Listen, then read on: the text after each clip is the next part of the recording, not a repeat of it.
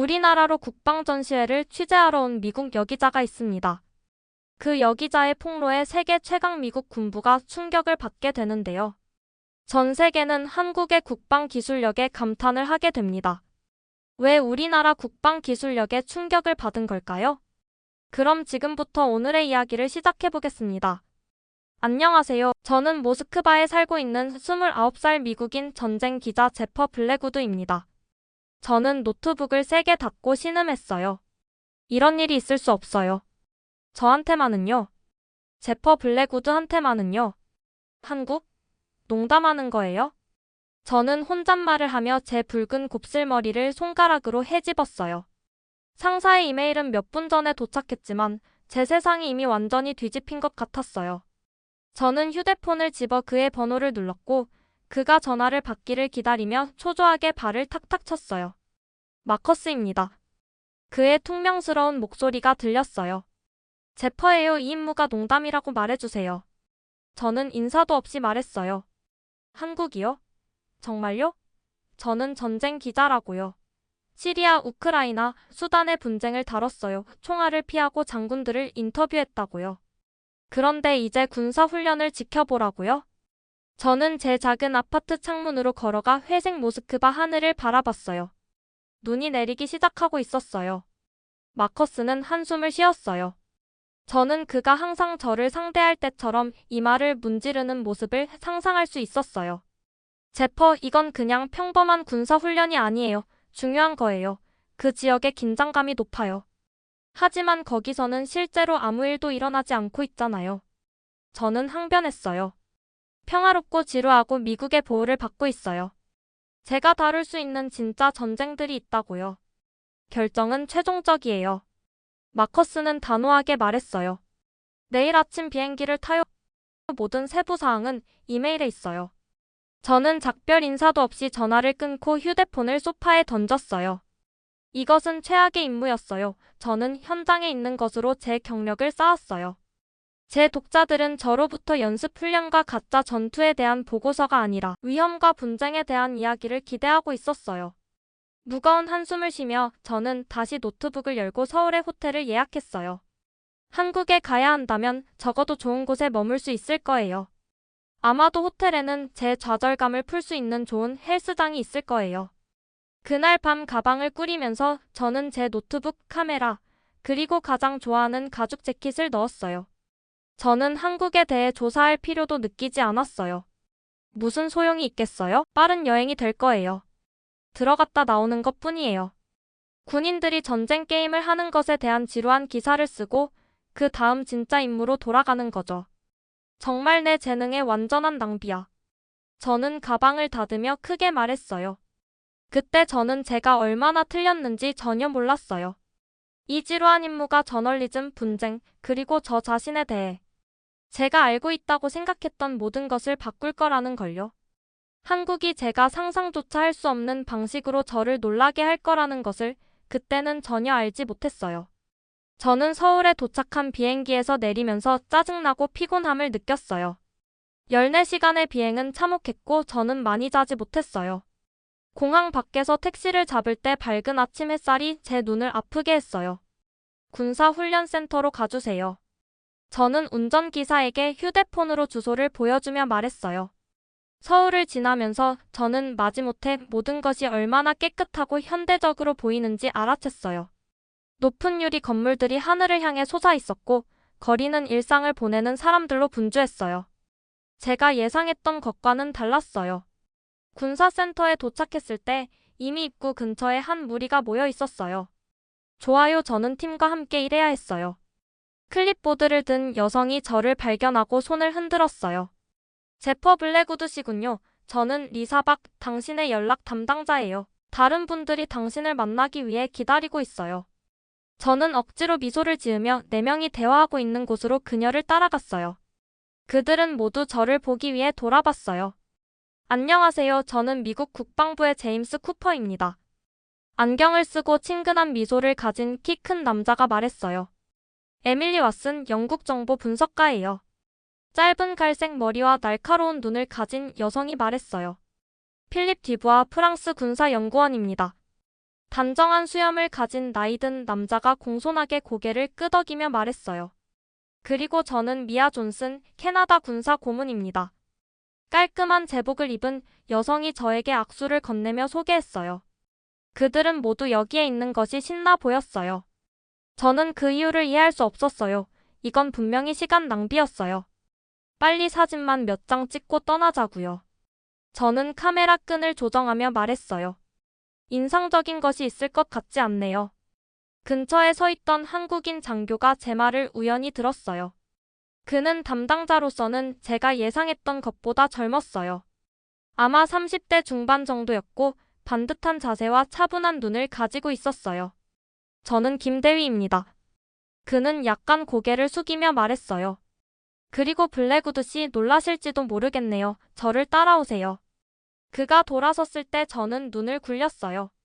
모두가 이 훈련 연습에 대해 너무 진지했어요.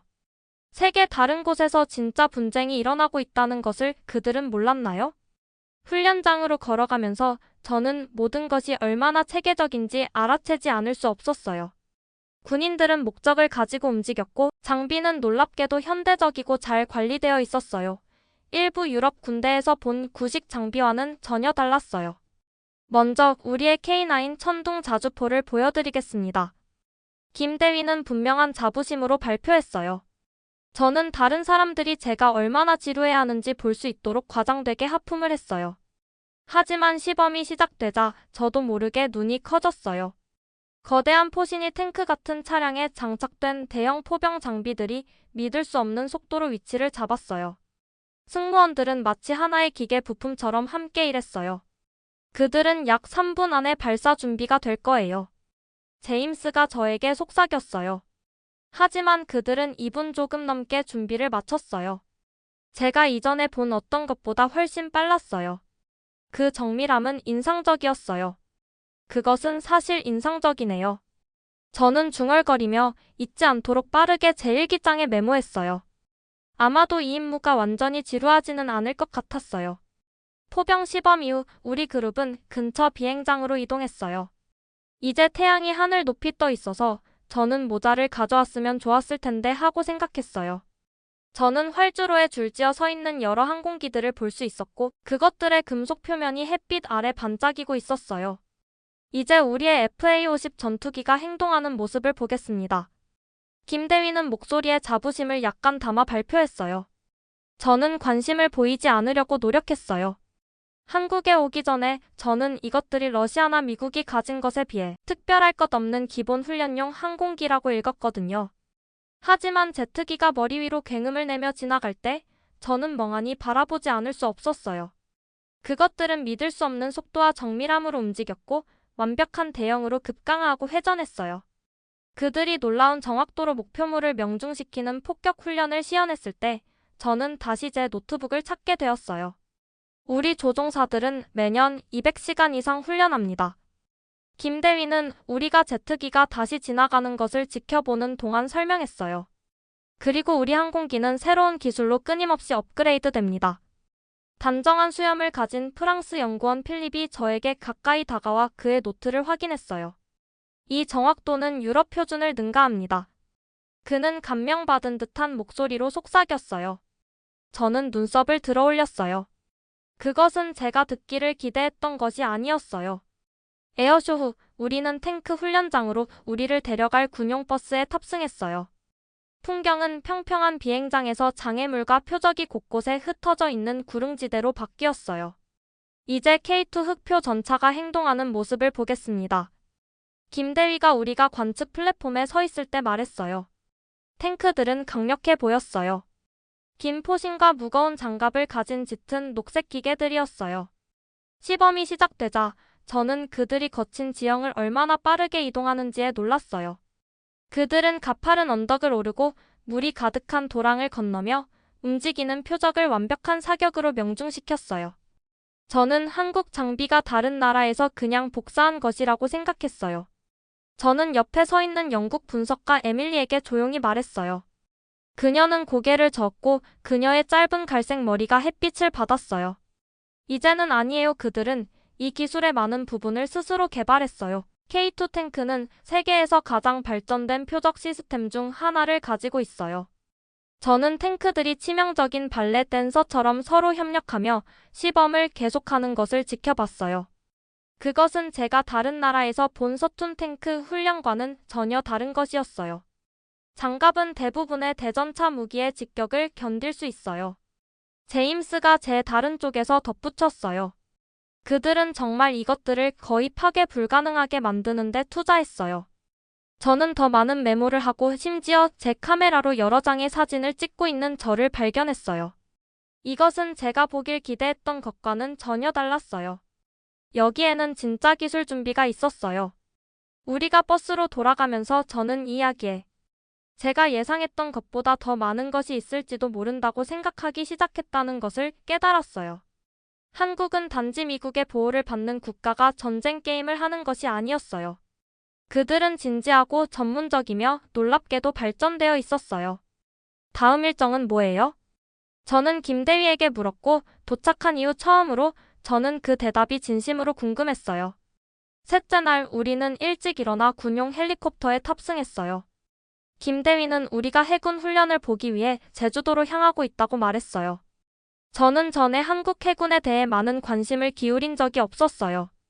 제 생각에는 그저 해안선을 순찰하는 몇 척의 작은 배들일 뿐이었을 거예요. 헬리콥터 여행은 우리에게 한반도의 멋진 전망을 제공했어요. 아래로는 산과 도시들이 있었고 마침내 바다의 푸른 물이 보였어요. 제주도에 착륙했을 때 짠 바다 바람이 제 얼굴을 때렸어요. 한국은 세면이 바다로 둘러싸여 있습니다. 김대위는 우리가 해군 기지를 내려다보는 관측 갑판에 서 있을 때 설명했어요. 그의 목소리는 단단하고 자신감이 넘쳤어요. 우리를 보호하기 위해 우리 해군은 강해야 합니다. 우리 아래로 저는 항구에 있는 몇 척의 큰 회색 배들을 볼 수 있었어요. 그것들은 제가 예상했던 것보다 훨씬 컸어요. 저것들은 우리의 구축함입니다. 김대위가 가리켰어요. 그리고 우리는 잠수함도 있어요. 비록 여기서는 볼 수 없지만요. 우리는 한국 구축함들이 훈련을 위해 바다로 나가는 것을 지켜봤어요. 그 거대한 배들은 놀라운 우아함으로 물을 통해 움직였어요. 그리고 진짜 놀라운 것이 왔어요. 승무원이 없는 작은 선박들이었어요. 이것들은 우리의 무인 선박입니다. 김 대위가 설명했어요. 그들은 우리의 더 큰 배들과 함께 방어 네트워크를 형성하기 위해 일할 수 있어요. 저는 무인 보트들이 구축함과 완벽한 조화를 이루며 움직이는 것을 보고 놀랐어요. 물 위에 복잡한 패턴을 만들어내고 있었어요. 그들의 통신 시스템은 완벽하게 통합되어 있어요. 제임스가 제 옆에서 분명히 감명받은 듯 말했어요. 그것은 최첨단 기술이에요. 해군 기지에서의 점심 식사 후 우리는 내륙에 있는 훈련시설로 향했어요. 거기서 우리는 작은 마을처럼 보이는 곳을 내려다보는 또 다른 관측 구역으로 안내받았어요. 하지만 김 대위는 그것이 특수부대를 위한 훈련장이라고 설명했어요. 이제 우리 특수부대가 행동하는 모습을 보실 겁니다. 그가 말했어요. 잠시 후 헬리콥터가 머리 위에 나타났어요.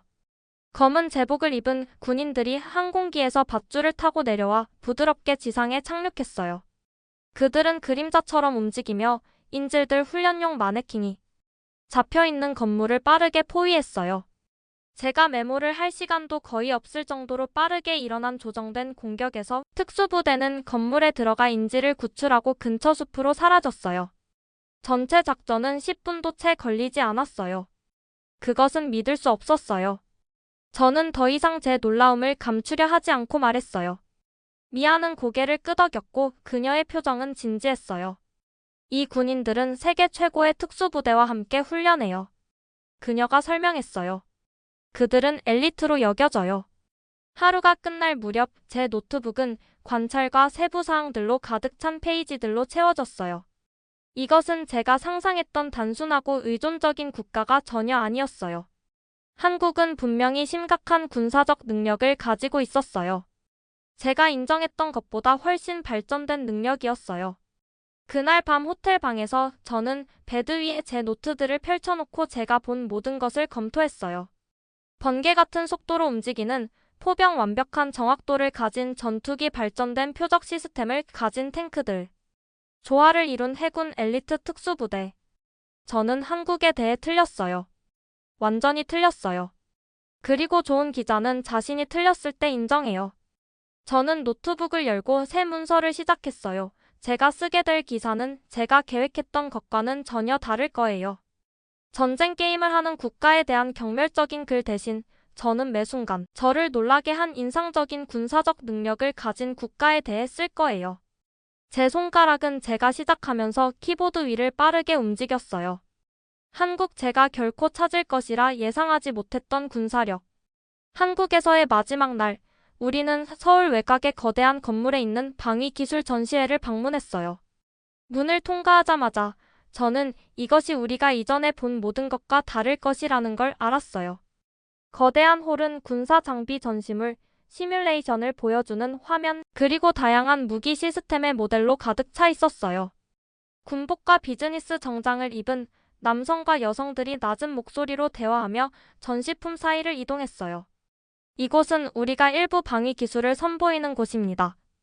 김대위가 우리를 안으로 안내하며 말했어요. 하지만 우리의 가장 발전된 시스템 대부분은 공개 전시되지 않는다는 점을 말씀드려야겠네요. 저는 고개를 끄덕이며 그가 무슨 말을 하는지 이해했어요. 모든 나라가 최고의 군사 기술을 비밀로 유지하죠. 제 눈에 가장 먼저 띈 전시물은 미사일 시스템의 라인업이었어요. 그것들은 세련되고 현대적으로 보였어요. 제가 다른 나라에서 봤던 투박한 소련시대 미사일과는 전혀 달랐어요. 남색 정장을 입은 한국인 엔지니어가 우리 그룹에 다가왔어요. 이것들은 우리의 현무 미사일입니다. 그는 가장 큰 미사일들을 가리키며 설명했어요. 이것들은 수백 킬로미터 떨어진 곳에서도 극도의 정밀도로 목표물을 타격할 수 있어요. 저는 그가 유도 시스템과 사거리 능력을 설명하는 동안 조심스럽게 메모를 했어요. 그리고 우리의 방어 시스템은 다양한 위협으로부터 보호할 수 있습니다. 그는 계속해서 우리를 대공 미사일 기술을 보여주는 다른 전시물로 안내했어요. 공중 공격부터 사이버 전쟁까지요. 전시회를 둘러보면서 저는 경비원들이 지키고 있는 여러 구역이 차단되어 있는 것을 알아챘어요. 한국어와 영어로 된 표지판들이 이 구역들을 제한 구역으로 표시하고 있었어요. 저기에는 뭐가 있어요? 저는 조용히 제임스에게 물었어요. 기밀 기술이요. 그가 대답했어요. 한국은 분명히 세계와 공유하지 않는 군사적 비밀을 가지고 있어요. 그것은 이해가 됐어요. 저는 이 나라를 여러 면에서 과소평가했어요. 모든 것을 신중하게 연구하고 있던 필립이 저에게 기대어 왔어요. 그들은 이 기술의 대부분을 스스로 개발했어요. 그는 감탄하며 말했어요. 한국은 이제 전 세계 국가들의 첨단 무기를 수출하고 있어요. 그들은 주요 무기 공급국이 되었어요. 저는 놀라서 눈썹을 치켜 올렸어요. 이것은 제가 상상했던 의존적인 국가가 전혀 아니었어요. 한국은 자신을 방어하는 것뿐만 아니라 다른 나라들이 구매하고 싶어하는 기술을 만들고 있었어요. 하루가 끝날 무렵 김대위는 작은 회의실에서 최종 브리핑을 위해 우리 그룹을 모았어요. 이번 주에 우리 시설을 방문해 주셔서 감사합니다. 그는 약간 고개를 숙이며 말했어요. 여러분이 한국의 방위 능력에 대해 더 나은 이해를 얻으셨기를 바랍니다. 모두가 고개를 끄덕이며 투어에 대해 그에게 감사를 표했어요. 다른 사람들이 떠나기 시작할 때 저는 김대위에게 다가갔어요. 사과드려야 할 것 같아요. 저는 이전에 제 태도에 대해 진심으로 부끄러움을 느끼며 말했어요. 저는 한국이 그저 미국의 보호에 의존하는 작은 나라라고 생각하고 왔어요. 저는 완전히 틀렸어요. 김대위는 미소를 지었고 전혀 기분 나빠 보이지 않았어요. 많은 사람들이 우리를 과소평가해요. 우리 한국인들은 그것에 익숙해요. 하지만 우리는 우리의 강점을 알고 있어요. 그의 말은 그날 저녁 호텔 방으로 돌아온 후에도 제 마음에 남아 있었어요. 저는 창가의 책상에 앉아 제 기사를 마무리하면서 서울의 스카이라인을 바라봤어요.